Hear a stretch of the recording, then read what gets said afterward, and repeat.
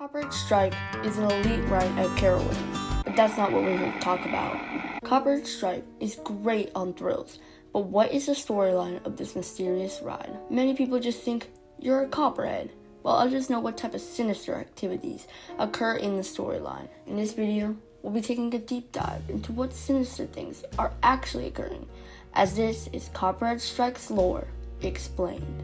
To start explaining the lore of Copperhead Strike, we have to head back into March 31st, 1973. Carowinds opens to the public, with Earl Patterson Hall opening Carowinds between the state line of North Carolina and South Carolina. People rush to see the new park with fantastic rides. Fast forward to March 27, 2010, with the opening of Intimidator, now Thunder Striker, to the park.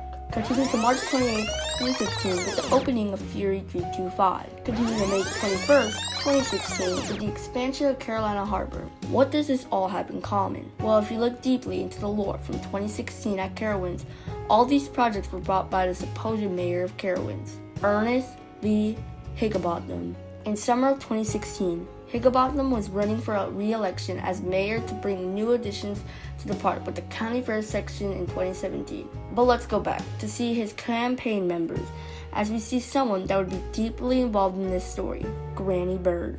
We just see her as Granny, with 3 other members helping Higginbotham's campaign. We see Patty Cake, a waitress for Jukebox Signer and the niece of Higginbotham. We also see William D. Danger, who is a deputy of Carowinds, and is also helping Higginbotham's campaign. With the help of these 3, Higginbotham would win the election and introduce the county fair. But let's focus on Granny. There are some hints from this campaign ad that gives us some clue about Granny. In the Higginbotham hotline, we see Granny discusses that she can cook up some of her famous barbecue sauce and sell it into mason jars to fundraise for the mayor.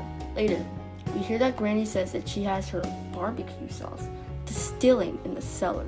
This is one of the clues we have that Granny isn't all that she seems. Like, why is she distilling barbecue sauce? Or why is it in the cellar? We also hear that Granny is planning a party at her house, which she says it's strange that she doesn't invite people, mostly because they can't find their way back out of the woods in which she lives. So another question, why does she live in the woods? And also, what is she doing in the woods? After the party, she reports that everyone had a good time drinking up her barbecue sauce.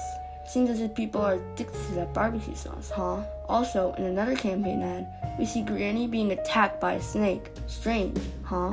Alright, let's fast forward to August 30th, 2018, the official announcement of Copperhead Strike. We start with explaining and officially giving Granny her name of Granny Bird. Granny Bird lives in the Blue Ridge Mountains, and her farm is infested with copperheads. Granny Bird is famous for winning a blue ribbon every year with her famous Rising Sun Jam. But when you head up there, you see her cooking something else. With that, Copperhead Strike is announced and opens on March 23rd, 2019, with many people ready to head up to her farm to find out her recipe. Now this is where we take a turn into you getting ready to ride. So as you know, Granny has been winning blue ribbons for her jam for 40 years. But you're gonna find out what's in that jam as you head into the farm. You're told to go back and that there's nothing to see. Pretty suspicious if there's nothing weird going on. As you head up into the farm, we see that there are warning signs for copperheads, and they have weapons for the boys to use for snake. Quick pause here to tell you that the boys are Granny's henchmen and they help her in an operation. Back to the farm. Why are their weapons specifically labeled for the snakes? Or are they for intruders? We see broken mason jars of jams near the shack. The shack also has a nice shack of jam organized in the window. But then we see a newspaper with the heading of Jam Shipment Hijacked, saying this: Granny Bird was a victim of smuggling crime this weekend when several cases of whiskey were found to have been hidden amongst her crates of jam. The crime was discovered when Granny's Bird truck blew a flat tire and several crates of jam fell out of the back of her truck. A passing police officer who was able to help the baffled old woman, who was mighty perturbed by the malfeasance. Who would do something like this to a sweet old lady like me? She said, when asked for a comment. I'm just a simple old granny trying to make the best jam in the Carolinas. An investigation is underway to discover who would have taken advantage of Granny Bird. With that investigation occurred, I believe that something was found against Granny, leading her to go to court. With another newspaper, we find out that the case has been dismissed. But why? Maybe it does have something to do with those Copperheads. This also leads that maybe those blue ribbons aren't real, as she threatens the judges with her Copperheads, leading to her business in the farm to be hidden. As we head up into the garage, we see broken cars until in the garage we see a working vintage car and hop on it to see the rest of the farm, in which we find the barn. In the barn, we don't see jam being cooked up, but rather the boys helping Granny create moonshine illegally in her barn. This would explain a lot, as that Granny has been making moonshine in her barn. But as Granny sees us, she tells the boys that we are here, and then a gun clicks, and we launch out of there. But that's the end of the story, for now. Alright, with this story uncovered, there are some questions I still have. So the big thing I've always wondered about, is there moonshine in the jam or barbecue sauce? I ask this because it seems as if people are hooked to this jam, and in Granny's party, she said that everyone enjoyed her barbecue sauce.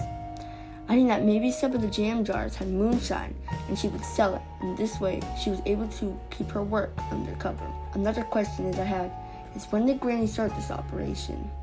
Granny has been winning awards for her jam for 40 years, but how long has she had a moonshine operation? Also, who is buying the moonshine? Is there someone else in the world that we don't know that is buying this moonshine? And does Higginbotham have something to do with Granny's operation? This is where I want to get into the theories of Copperhead strike. So if Higginbotham asking for help in the 2016 election to Granny, I think he asked for something more. I think Higginbotham may have asked Granny to help him with taking down political opponents and those who opposed him, with Granny running that party at her farm. I think this is what happened. So, Granny agreed to do this, so Higginbotham would continue to let her moonshine operation continue if she helps him win, so she agrees. With that, she and Higginbotham decide that a party at her place would be great, as when the guests were walking to or from the party, they could take them down and no one would notice. Also, with that barbecue sauce, I think she added moonshine and she used it to drug people, making it easier to catch. And with the Higginbotham winning election, Granny kept her moonshine operation, and that may also be why the case was dismissed, because Higginbotham brought it down. This is a very interesting theory that would have made a lot of sense and explained many of the things. With that, I also need to ask, has Granny someone she may have when she was helping Higginbotham, or maybe she did something to others we don't know about? Also, do we get away? And if we do, what do we do with this information? Does Granny bribe us? Or do we tell the world what we saw? Or could Granny have caught us and us? In the end, Granny has always been a suspicious person in Carowinds lore, and Granny will do anything to keep her moonshine operation. I hope you enjoyed this video. I normally don't do these type of videos, but if you want me to do more, then hit that like button and comment. Also, if you want to learn about Copperhead Strike as a coaster, then check out my Copperhead Strike review. So, I hope you enjoyed this video, and it'd be so cool if you gave this a like and comment, Granny is crazy, and to hit that subscribe button. See you later, and keep chilling with the Coaster Dude.